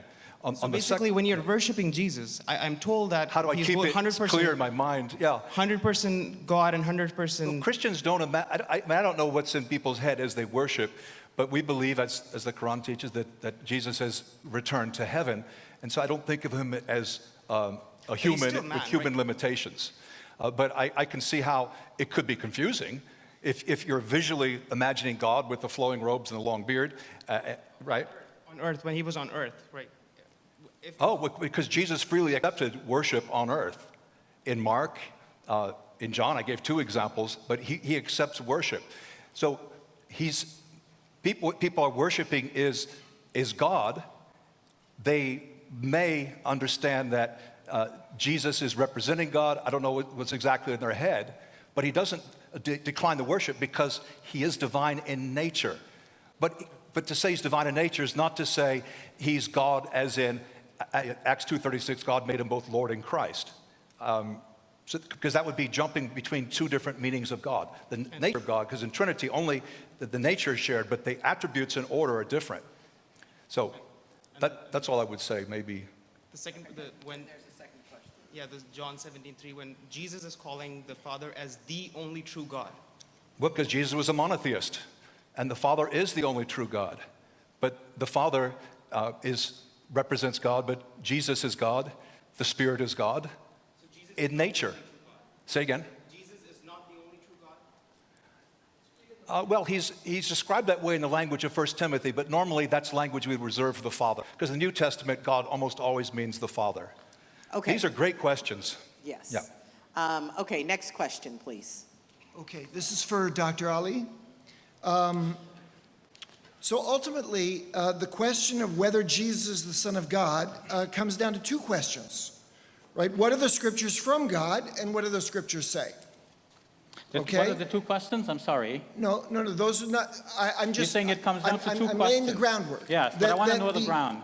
The question of whether Jesus is the Son of God comes down to two parts. One is, what are the scriptures that are from God? And secondly, what do those scriptures say? So that's just the back. Okay, we need your question. Okay. Yeah, got it. So I want to get clarity on the Muslim position concerning the Jewish and Christian scriptures, perhaps described in the Quran as the Torah and the Gospel. Okay, are you saying that the original writings were flawed, or only that the propagation of those original writings were flawed? And if one could get to the original writings, then you would in fact have authoritative message from Okay, thank God. you very much. Okay. Dr. Ali. So the Quran speaks highly of the previous scriptures because they contain revelations that were given to God's prophets, to Moses, to David, to Jesus. Those revelations that were vouchsafed to prophets, for example, Jesus, those are authoritative and true teachings. But the Muslim idea is that we do not have those original statements from Jesus himself. We have, for example, in the New Testament, words which are colored red, and these are said to be the words of Christ. But we've already seen in my demonstration how the stories about Jesus, and I can add now even the words of Jesus, have been changed from one gospel to another to make Jesus appear bigger and greater than he was. In fact, I've already spoken about John's gospel and how John's gospel shows Jesus as claiming things for himself himself, which were not claimed in the previous Gospels. So this is a transformation of the message of Jesus. So from a Muslim point of view, the original revelation which was given to God's prophets, those are authoritative and true. But we do not have accurate copies of those revelations in our hands today, especially in the pages of the Christian Bible. I'm sorry. We have to move on. Dr. Jacoby, do you have a response to that? Well, I mean, we have biblical manuscripts that are way older than the oldest Qurans, and in that respect, there's just no basis for some of these things that are being claimed. I have to also comment on the red letter thing. Christians don't think that the red letter words are more important than the others. That's a very modern innovation, only about 150, 160 years old. We think the whole New Testament, the whole Bible is red letter. It's all urgent, important, and a holiday, and wonderful good news. Okay, thank you. Please, next question. Yes, sir. My question is for Doug. According to the Muslim belief, that we believe the God, Almighty, creator of everything, He's Alpha, Omega, and He's for everybody. His mercy is for everybody. But we see Jesus in Matthew chapter 15, when a Canaanite woman come and offer the blessing, and he clearly say, I'm not for sent anybody, but I'm only sent for the children of Israel. Yes. Which is what the Quran says about him, that he was only sent to the children of Israel. So if he is only sent for the children of Israel, and he is himself saying, are we all the children of Israel? Okay. And if, like you said, if the Jews in their book also, in the Old Testament, there was evidence about the God's coming, why not the Jews became Christian? Why did not they accepted all that message? And why don't they agree on that?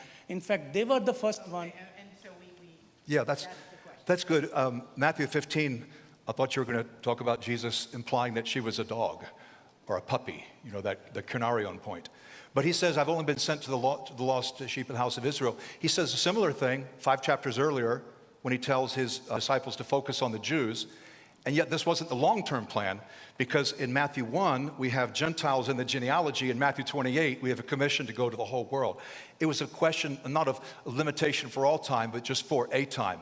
The gospel would begin with the Jews, and it would spread out through Judea, Samaria, the ends of the earth. You said, about Jews becoming Christians? A huge number of Jews became Christians. I mean, nearly all the Christians in the early stages were Jewish.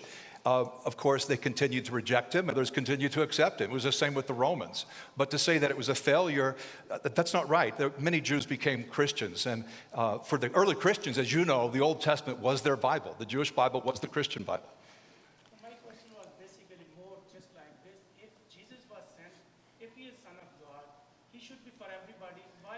He is for everybody, yes. Why will he deny? Oh, okay. I'm sorry. We're just going to have to move on. Dr. Ali, do you have I think it's a very pertinent question, because if he was really the Son of God, as the questioner put it lastly now, then why is his message limited, in his own words, to only the children of Israel? In the Islamic conception, it makes sense. God sends many prophets to many different people over time, and then finally he sent a universal prophet, that is the Prophet Muhammad, peace be upon him, who is declared as a universal prophet in the Quran. But in Jesus' own words, he declares himself as a limited prophet only to the people of Israel, and he specifically tells his companions, do not go among the Samaritans, for example. Now, who took his message and made that a universal message? In the Acts of the Apostles, a Christian history book within the New Testament, in the Christian Bible, it is clear that there are persons who thought about this later on. For example, Peter and especially Paul, who took this as a message to the non-Jews, to the Gentiles. If it was a question settled already in Jesus' own proclamation, if he had said, okay, it is only for a limited time, keep the message among the Jews,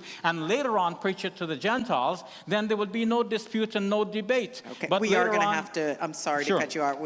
We do want to make sure we get as many questions Absolutely. as possible. So please, next question. Question for Dr. Ali. And Jesus does say in Matthew 28 to go and preach the gospel to all nations, so he didn't limit it. But in Mark chapter 3, verse 11, it says, whenever the impure spirits saw him, they fell down before him and cried out, you are the Son of God. But he gave them strict orders not to tell others about him.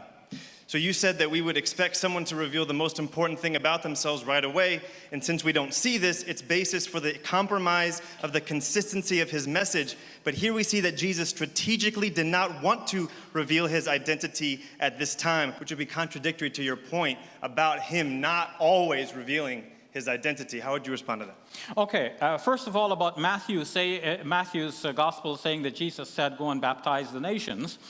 This is really a disputed point because Matthew's gospel shows that Jesus appeared to his disciples and they worshipped him, but they doubted. So what was there to doubt? The whole episode requires some clarification. In any case, this is not Jesus walking in the flesh and blood that everybody knew prior to his crucifixion, saying that this is going to be his universal message. This is an esoteric experience that the disciples of Jesus had, a sort of vision in which they are being told to go and baptize the nations.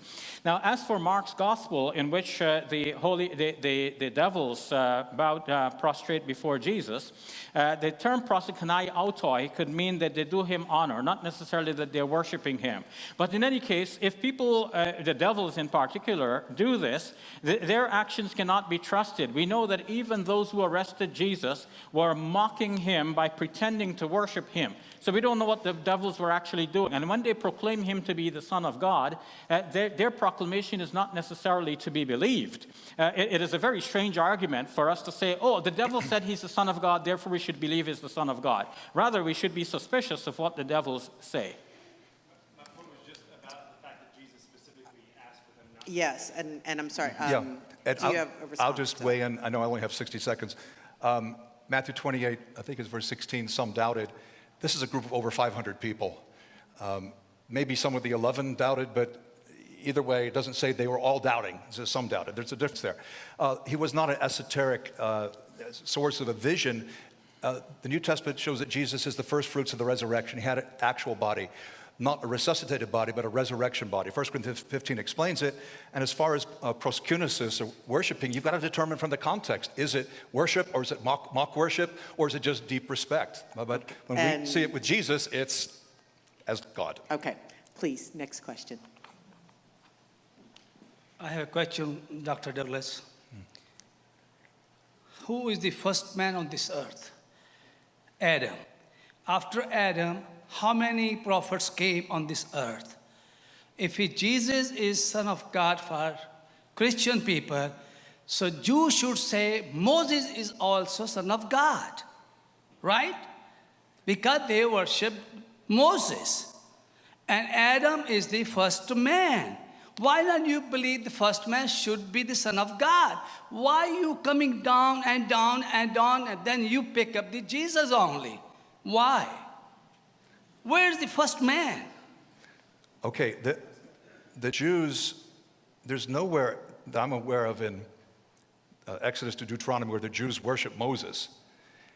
Now, that phrase, Son of God, is used of Israel as a nation. In a sense, they're God's son, but they're also God's bride. Son of God's used of the angels, it's used of political rulers. We're simply trying to clarify terminology. If it were me, I would have had it clearer earlier on, but as one of our questioners made a point, Jesus was not revealing everything at the same time. He's letting people grow in their ability to absorb. But the Jews didn't worship Moses. I'm not sure if I answered the point, but I'm trying to respond the right way. Okay. Why not is Adam the Son of God? He's the first man of this earth. Oh, well, Adam is actually called Son of God in the Gospel of Luke, chapter 3. But in a sense, all humans are God's children. We see that in Acts 17, even with the polytheists, the idolaters. Loosely speaking, we're all God's sons and daughters. So it's really a question of how the term is being used. The way it's being used of Jesus is very different to the way it's used of anybody else. Okay, and I'll leave it at that. okay. Next question. Thank you. Yes, I'm sorry. We have to Maybe move on. after we can chat. Next question. Okay. Thank you. Next question. I appreciate you both. Have a lot to study and learn. My question is for Dr. Ali. We spoke about Mark 14 earlier when Jesus is asked if he's the Christ and the Son of the Blessed One. And in 62, Jesus responds in the affirmative, as Doug already quoted, and he would be at the right hand of power and be coming on the clouds of heaven. And so at this response, the high priest is irate. He rips his clothing. He says that Jesus has committed blasphemy. So if Jesus saying this was claiming to be the Son of God metaphorically or as an adopted son, why do you think this would elicit such a strong and angry response from the high priest? Okay, so here too, the question is in this form. The Jewish rabbi here, or the head of the Sanhedrin, the Jewish leader, is saying and responding in such a way to make it clear that he thinks that Jesus was claiming to be God. And therefore, we should believe that Jesus was claiming to be God. This is how the question is put. And the answer is, why should we believe this person when they are painted in the New Testament as trying by hook or crook to put Jesus to death, to the extent that they brought false witnesses against him? In Mark's Gospel, in chapter 2, Jesus healed a man in the synagogue on the Sabbath day. And from that time on, they started plotting how they're going to put him to death. So they want to put him to death by one means or another, by false methods or true methods. So we cannot take their reaction as an automatic proof that Jesus was claiming to be God. Second, as Bruce Chilton has pointed out, even if you look at this statement clearly, you will see that Jesus is speaking about the Son of Man in the third person, as though this is someone else. And Bruce Chilton says this is really someone else in Mark's Gospel, the Son of Man, the eschatological figure of the future. Now, looking at it more logically now, or for a third point, looking at it from the logical perspective, if Jesus was God in the Old Testament, and he gave a law to the Jews that says if a man comes to you and claims to be God, you put him to death, and then he comes in the form of a man and he claims to be God, what is he doing to the Jewish people? He's making it necessary for them to put him to death by the same law that he had given them in the past. In which case, it would mean that somehow Jesus has this elaborate plan to come and die, and he needs somebody to kill him, and he makes the Jews the scapegoat who will have to kill him by the same law that he gave them in the first place. So logically, it makes no sense to say that Jesus was claiming to be God. Dr. Jacoby, would you like to respond? Respond to which of those seven points that were made? Because normally the response is to the other response, not to the original question. No, I have no further comment right now. Let's keep it Next moving question. along. Thank you. Thank you. Okay. My question is to Dr. Jacoby. Hi. First of all, thank you for the opportunity. You're welcome. As you guys were both debating here today, and we're not going to have time to go into every question, you mentioned Scripture. I'm a Muslim. I don't know if you could tell. But it was pretty simple when the doctor was mentioning verses. In fact, you were mentioning verses. I could go home, open up a Quran. I could look at those. I could verify it. I can verify he's not making a mistake, and you can't. In many cases, you also mention verses of the Bible. I'm not a Muslim. So as a Christian, if I went to a bookstore and I wanted to go get a Bible so I could, verify some of the things that you were saying, I've done that before. It was very difficult because I wouldn't know where to begin. I wouldn't know what version, what standard. What would you say to a non-Christian who are going to look up some of the things that you were saying? What book would you have? Which one would you have in your library to reference? And in contrast, Sheikh can mention the same difference with Quran. We're so spoiled. If you're looking for a Bible in English, there are more than 100 versions, and I could recommend 10 that are really good. The most popular in this country is the New International Version. It's, any translation, there's a trade-off, whether it's strict or loose. There's a trade-off with clarity and a trade-off with, ease of expression. But the NIV is what the public votes for. You might try the English Standard Version. There are lots of books that can help you. I actually wrote a book called A Quick Overview of the Bible, which is intended to help people to see where to begin and who are these people and these books and these persons. I'd be happy to give you a free copy if you talk to me after the meeting, because that could help you. And you can check out the bibliography and find even better works that I reference. Okay. And your name was? Sid. Oh, right, sorry, Sid.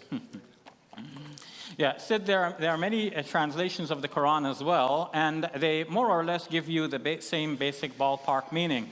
Muslims have, to a large extent, tried to stay close to the original Arabic, so we still read the Quran in the original Arabic language. Many of us do not know the language as a language, but we try to still preserve the Word of God in the original language. And we have many people in the Muslim community who are Arabic speakers, so they can guide us further on the detailed meanings and the finer points of the Arabic meaning. For a non-Muslim who wants to get a quick introduction to the Quran, on your way out today, some of my colleagues will be distributing some copies of the English translation of the Quran, having already received permission from the church authorities here, I understand, for doing this. Otherwise, I wouldn't have mentioned this. And when you pick up a copy of that English translation, you want to know what it says about Jesus. So you go to the 3rd chapter of the Quran. That's called Surat Ali Imran, the chapter of the family of Imran. And Imran is given in the Quran as the grandfather of Jesus. So that tells us a detailed story about Mary and the message that came to her and how she has a child when no mortal has touched her. Similar story is told in the 19th chapter of the Quran, and for that reason, that chapter is called the chapter of Mary. So you want to look at these chapters first.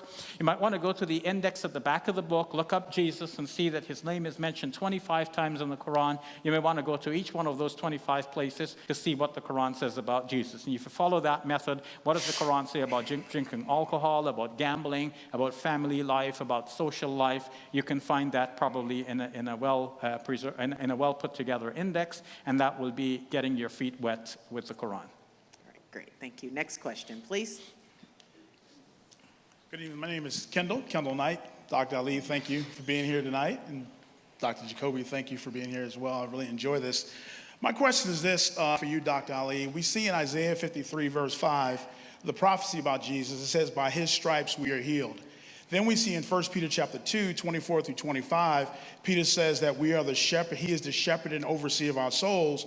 We were like sheep going astray. In 2 Corinthians chapter 5, we know that the word reconcile defines in the Greek katalage, which means that from the beginning, God knew that our hearts would be rebellious, and he sent Jesus to reconcile him to himself. In addition, John 14:6 says, really quickly, no one comes to the Father except through me. Why would Jesus make those claims? We see the consistency in the scriptures. How would you define that as you see the Old Testament prophecy, which is several hundred years prior to Peter witnessing Jesus' resurrection? Thank you. Okay, so very quickly, when we refer to 1 Corinthians, we're talking about one of the writings of Paul, and Muslims generally do not recognize the authority of Paul. And of course, we know from Christian history that Paul was a disputed figure. There were some early Jewish Christians who thought that Paul was a heretic, and Peter is the champion of the faith. There was a dispute between Peter and Paul. Paul mentions that in his letter to the Galatians, but as Bruce Chilton pointed out in his introduction to the New Testament, Peter's reply is not actually given in the New Testament. But you also quoted 1 Peter, so how do we make sense of that? 2 letters are credited to Peter in the New Testament as though he wrote them. 2 Peter was widely recognized in the ancient world of Christians to not really be from Peter. Modern scholarship concurs. And 1 Peter is disputed. Some scholars think that Peter wrote it. Some think he didn't write it. What about 700 years before Jesus, Isaiah chapter 53? Now this is referring to a servant of God. So now we're back to saying that Jesus is a servant of God. Moreover, as some scholars had connected that with Hezekiah chapter 30, in Isaiah chapter 38, another servant of God to whom this passage actually refers. In any case, this is speaking about a person who will live long enough. God will rescue him. He will not die, but give him an extension on his life so that he will see his offspring. And this obviously does not apply to Jesus, but New Testament writers and Christians more generally have thought that this passage is a reference to Jesus. It is not. Would you like to respond quickly? I can't respond to all of that. It's too many concepts. But those are great passages. Shabir is explaining it well, I think, from the Muslim perspective.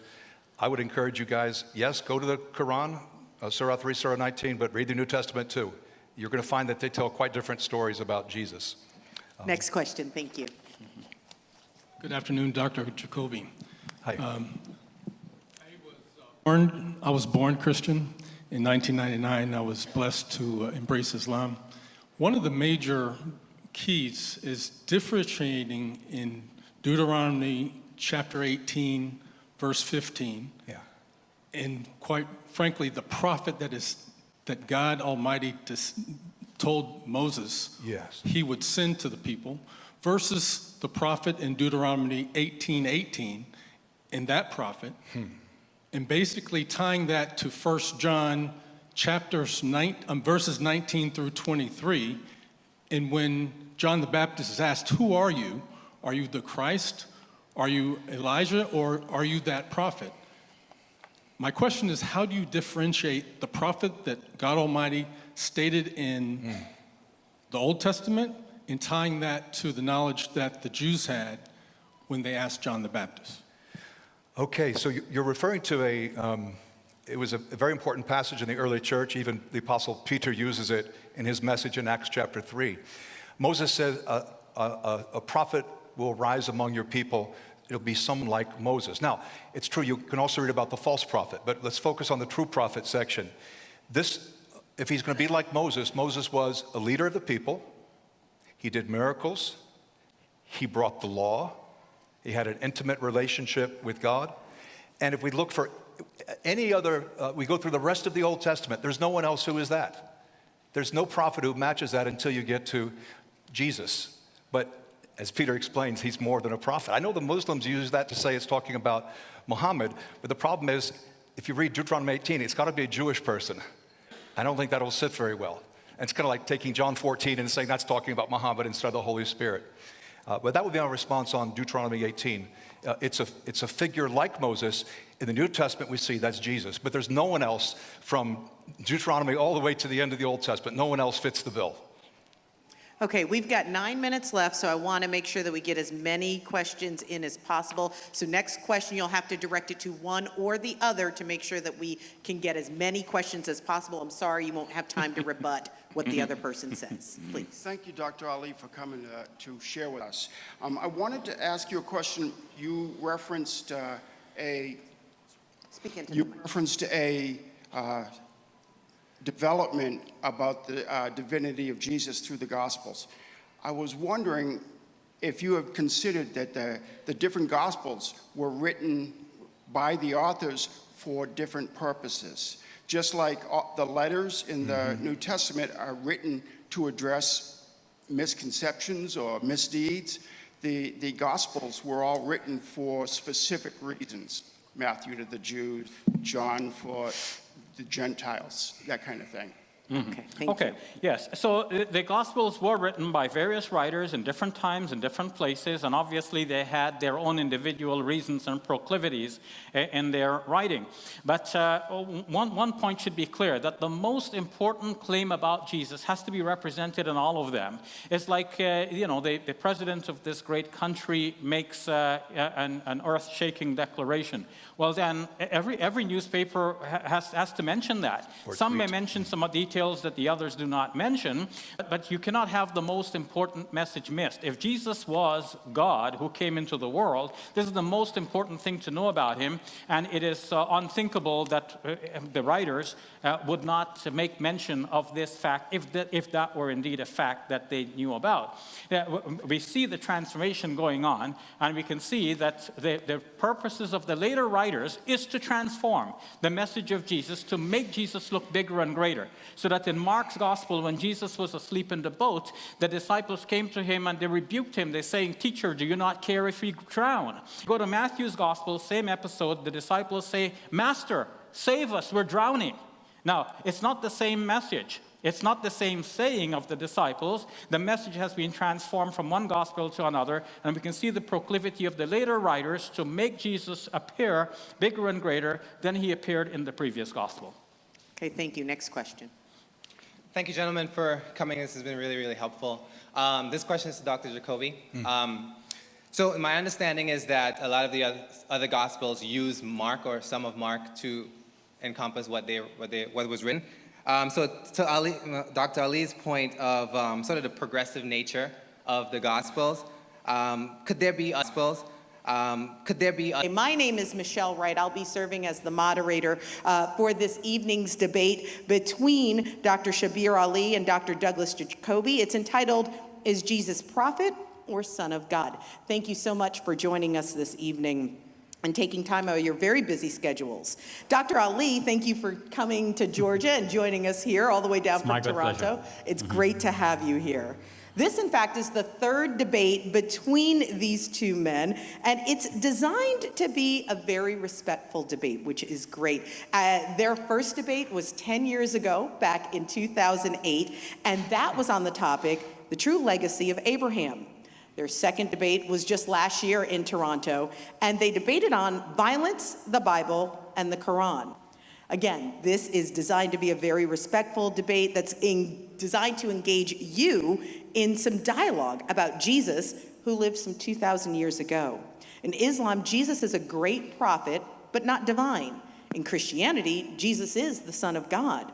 So these two aspects of Jesus will be what we are discussing tonight during this forum in the next few hours. I say we because it's not just the men on stage here that will be talking. You will actually get the opportunity to ask some questions. There is some time that is set aside for the audience to ask questions of both Doctors Jacoby and Ali. What I ask is that you keep your questions to 30 seconds or less. If that helps, you might want to write something down so you can keep it down. I have instructed the sound engineer, if you go beyond the 30 seconds, to silence your mic so we can be respectful and have as many people as possible be able to ask as many questions as possible. So we want to be fair.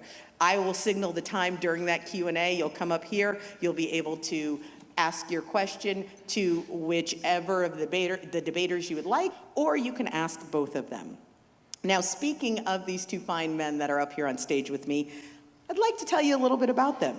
Dr. Ali holds an MA and a PhD in Islamic Studies from the University of Toronto. He also has a BA in Religious Studies with a specialization in biblical literature.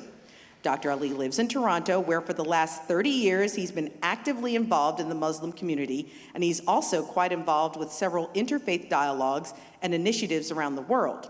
In fact, he's known as one of the top, if not the top, debaters in the Muslim world. من خشي الرحمن بالغيب وجاء بقلب منيب ادخلوها بسلام ذلك يوم